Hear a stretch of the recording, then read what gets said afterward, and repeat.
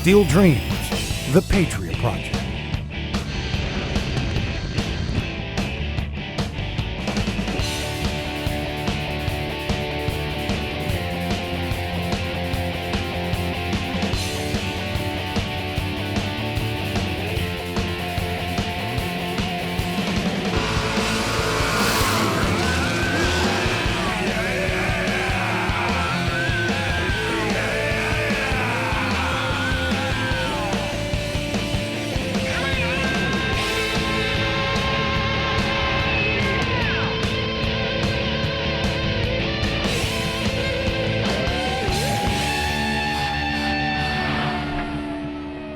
Steel Dreams, the Patriot Project. We're building a real company here. Real life action. Steel Dreams, the Patriot Project. We're building a real company here. Real life action. This is the real life action drama of one company building their ultimate steel dream.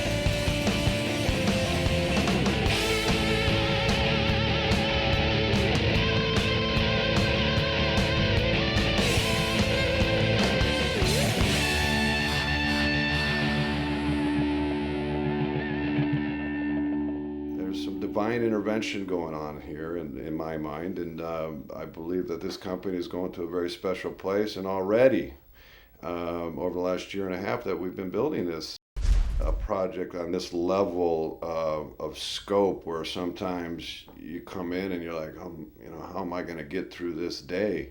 Yeah, it's scary and daunting and hard, and you're away from the family. But again, there's something so special here. It drives us back in every day. We're not always going to make the right decisions when you're building a company at this pace and speed. If you try to tell people what we do here every day and the people we come in contact with and do business with and are associated with, they wouldn't believe you.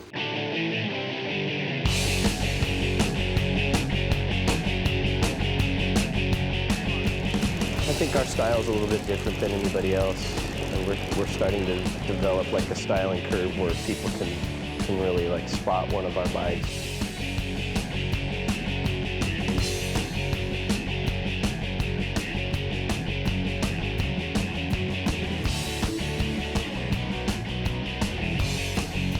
Guys, I'm Peter Fonda, and you're watching Steel Dreams. Guess what? They do come true. This is a dream come true. My whole career has culminated to this point in time with this company, with these human beings.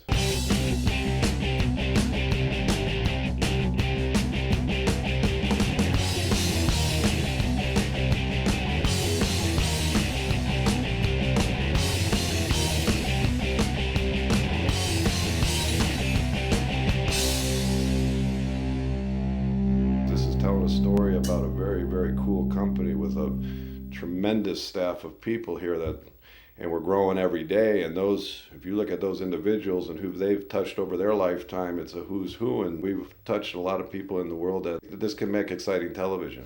For me, I want to show the world this industry and what we're doing as a company, building a motor company here and touching those individuals that make life exciting. Well, there's guys in this company that I'm in awe of, to be honest with you. We've got a couple in particular that are legends in their industries and where they've come from.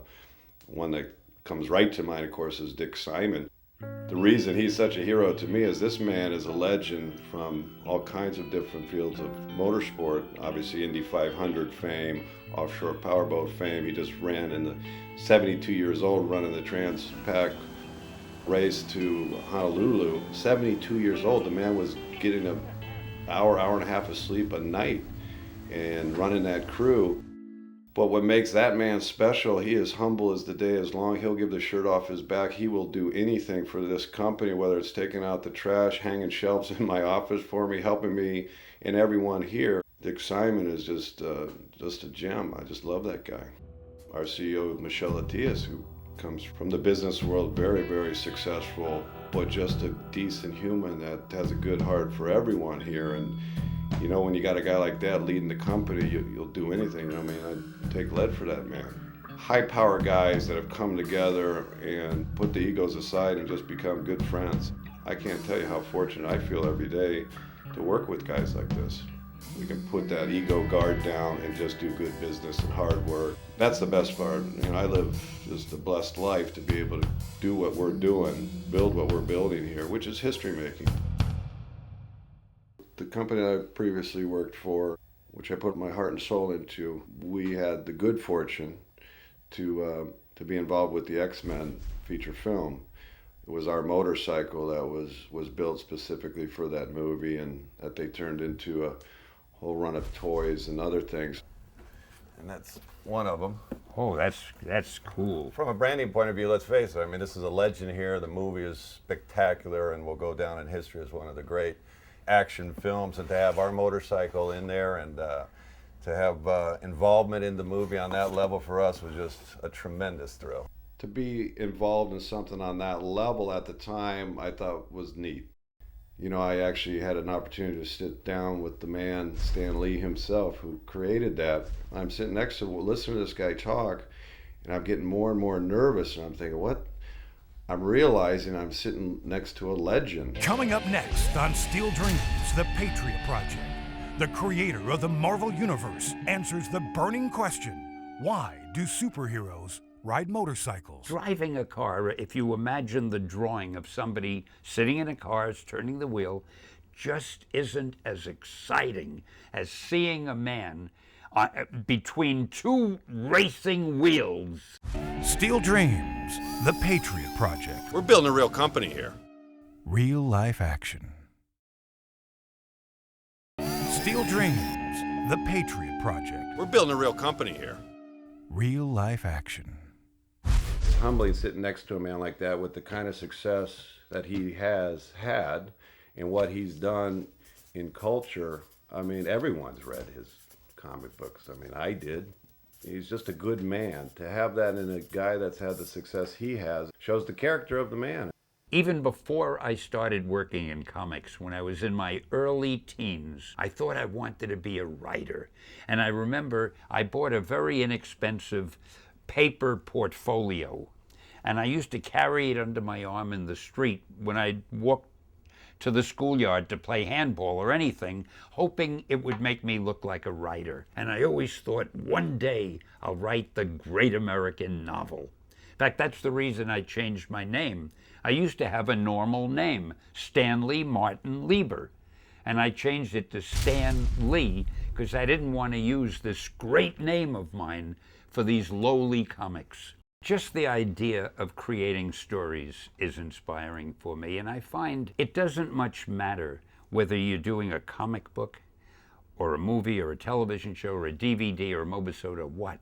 There are certain principles you need. You need characters, first of all, that the reader or the viewer is going to care about. A story is a story. You have a problem, you have a hero you care about. How is the hero going to overcome that problem? When I first did the Fantastic Four, in the first issue, I didn't give them costumes. Then the fan mail came in. They said, we love the book, it's one of the best we've read, blah, blah, blah, but if you don't give them costumes, we'll never buy another issue. If I had a superpower, which is not to say I don't, but if I did, would I want to wear a mask? Would I immediately run out and get a skin-tight costume? Or wouldn't I want everybody to know, hey, it's me, I've got a superpower? In trying to make characters seem to be like real people, you have to give them emotions, and you have to give them feelings and reactions that real people would have. Consequently, if you're writing about a hero, he's never totally confident, he's never 100% successful, because then he wouldn't be human. And when you're doing action scenes, you want them to move and be exciting and powerful. So if you want to get a character from point A to point B, and he's not just going to run, You could put him in a car, but driving a car, if you imagine the drawing of somebody sitting in a car, turning the wheel, just isn't as exciting as seeing a man between two racing wheels going over the landscape, jumping over things, going down, scooping up. And there's just something very exciting about the image of a man on a motorcycle. And that's the reason we do it. It just looks better. In the early 60s, I was doing a book called The Avengers, which consisted of a lot of the Marvel superheroes in one book. And I wanted to bring Captain America back. In order to give him an unusual personality, he always felt he was something of an anachronism. He was living today, but he was really a man of an earlier time with an earlier viewpoint and attitude about things. And I enjoyed writing him that way. He was a little bit conflicted, but he was still Captain America, a brave, virtuous, noble American. I wish I had created that character. I didn't. Two very brilliant men named Joe Simon and Jack Kirby created him in the middle 30s, I guess. He was the first character I wrote when I came to work for the company. They let me write the stories after a while. But he was great because he represented the best of America in every way. What America stands for is the greatest ideal that mankind can embrace, you know. We're not always perfect, we make mistakes, but I think Americans want to do the right thing. And the fact that we're an amalgam of so many different races and cultures and religions all coming together, I think that's wonderful. So I very much love this country. During World War II, we were aware that so many of our books were going overseas to the men who were fighting. At one point, I was one of them. But we tried to write the kind of stories that would uphold and uplift their morale. We were always conscious of our readers, whether they were here or overseas, in service, civilians, or what. We always tried to make the stories with really a good moral tone. They were always stories of good guys fighting bad guys. We tried never to glamorize the bad guys. Any good story, whether it's by Jules Verne or Edgar Rice Burroughs or Charles Dickens, the hero has problems throughout the story, but hopefully triumphs at the end. And that's the one lesson that every human being learns. You don't give up, you keep going.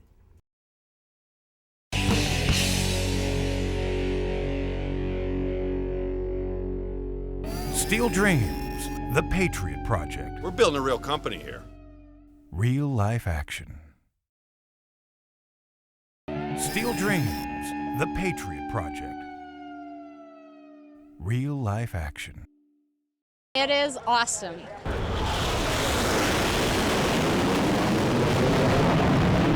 There are so many days that you think nobody out there cares, and this is just great. I grew up at El Toro Marine Base, which I'm proud to say, I'm kind of a Navy brat. This show has all kinds of different people here that are enjoying the outdoors. Fort Lauderdale has been awesome. I hope to see the show stay here. We've had a great time. They've embraced us. We're having a good time here. So it's been just a tremendous show.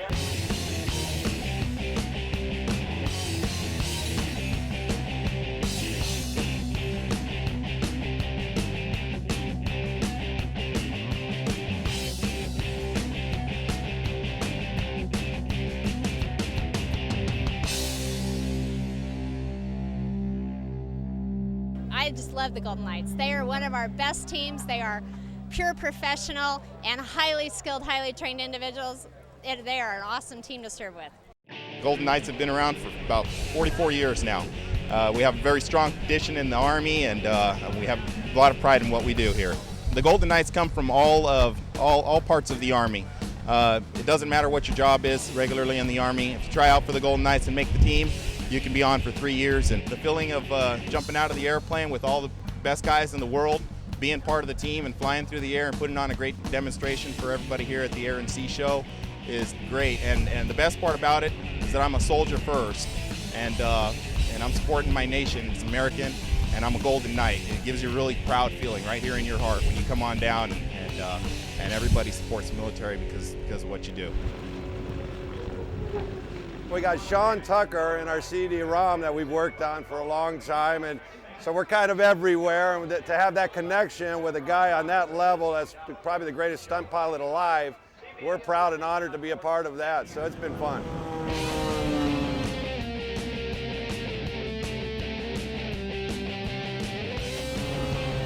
You're trying to narrate, explain to them what you're doing. You got the G's going on, you're tightening it up, and you're grunting, you know. But it is so fun. I'm very fired up when I'm flying. I'm very fired up because it is performance, and I really do want to bring my joy of flight and give it to the folks. And so I love to have them come in the cockpit. That's why I try to narrate some of my act while I'm flying. And right now I'm in 0G, okay? But this is probably one of my toughest maneuvers because pretty soon the controls are going to be reversed. As you can see, the wind's pushing me. I got left stick, back stick, forward stick, left stick, back stick, forward stick, going backwards. Yeah, baby, come on. An airplane's a wind machine, so you fly through it.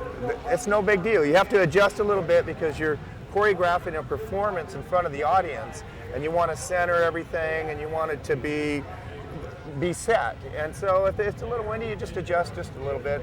More importantly is temperatures. The higher the temperatures, the less performance you're getting out of your engine, the less performance you're getting out of the wings. So ideally, we like it to be really, really cool, but that rarely happens at Fort Lauderdale. But the airplane has got so much horsepower as it is, to lose it a little bit, it really doesn't matter.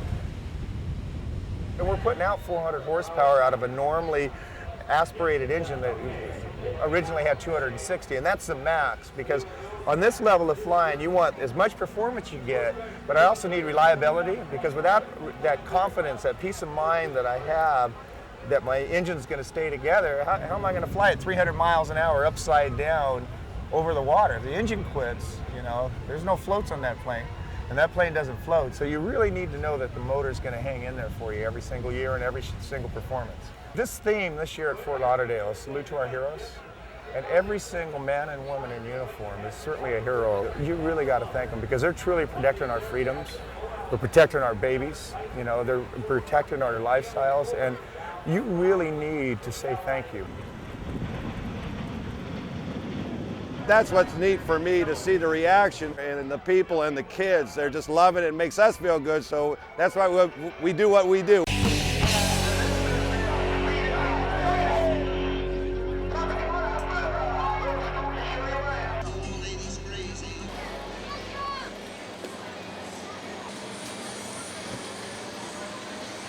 Mark Burnett, who owns and runs and started that MX Freestyle years ago, has become dear friends of ours, and that's kind of been the way this company's gone. So this isn't about a sponsorship. I mean, this is about a friendship. Through blood, sweat, and tears, this man works very, very hard keeping that together. You can imagine managing all these young, crazy riders. They're just trying to see what they can do every time, you know, they hit a jump and landing. You know, they want to go farther, longer, bigger, and just push their tricks to the limit.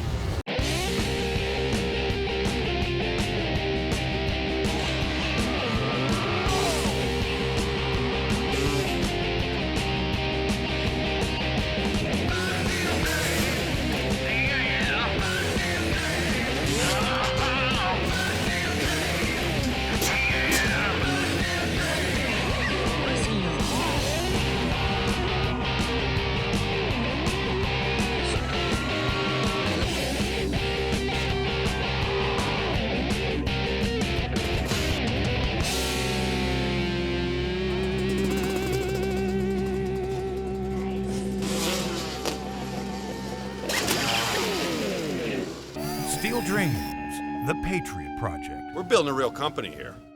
Real life action.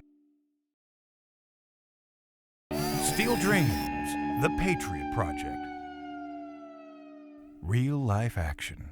Well, going to the races on a warm summer afternoon, I mean, there's nothing like it.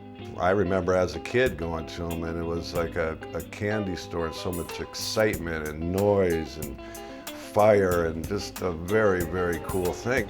Going to the tracks and to the races, that really is our office away from our office, because those are the people that we work with on a daily basis. We're into motorsports, and that's where those people are. You know, that's not a bad office to go to.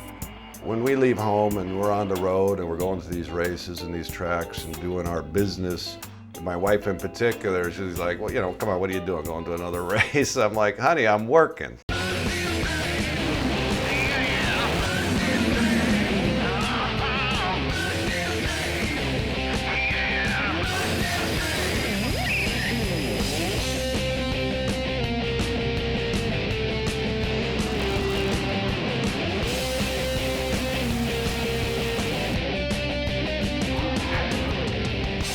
Still be a kid at the races and have fun and do the things that we did, and still are in awe of what these guys are doing on that racetrack.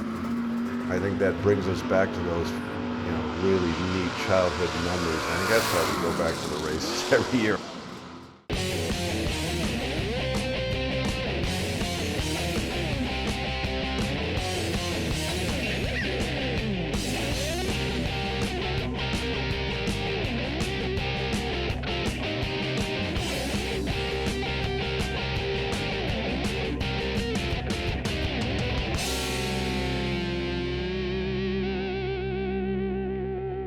Nice fish.